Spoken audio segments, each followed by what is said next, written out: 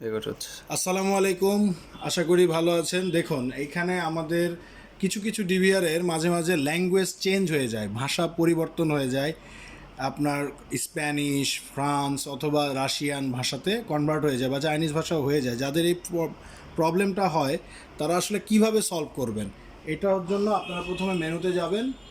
মেনুতে যাওয়ার পরে আপনারা যাবেন সিস্টেমে যাওয়ার পরে আপনারা এখান থেকে দেখতে পাচ্ছেন ডিভাইস ল্যাঙ্গুয়েজ। এখান থেকে আপনি যে কোনো একটা ল্যাঙ্গুয়েজ সিলেক্ট করে দেবেন। এই যে নিচে অ্যাপ্লাই করা মাত্র আপনার কিন্তু সেই ভাষায় এটা রূপান্তর হয়ে যাবে। যদি আপনার কোনো কারণে এখান থেকে প্রবলেম মনে করেন তাহলে আপনারা চাইলে একই কাজ করতে পারেন। মেনুতে গিয়ে আবার আপনার এখান থেকে সিস্টেম 1 2 3 4 নাম্বার অপশান, এই সিস্টেম অপশানটা লোগোটা খেয়াল করবেন। হয়তো আপনি যে ল্যাঙ্গুয়েজ চেঞ্জ হয়ে গেছে সেটার কারণে প্রবলেম ফেস করতে পারেন।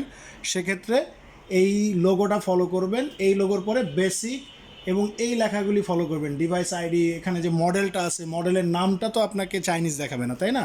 সো মডেলের পরে 3 নাম্বার অপশন এখানে আপনি চেঞ্জ করে দেবেন, তাহলে ভাষাটা চেঞ্জ হয়ে যাবে। আশা করি বুঝতে পেরেছেন। ভালো থাকবেন। আসসালামু আলাইকুম।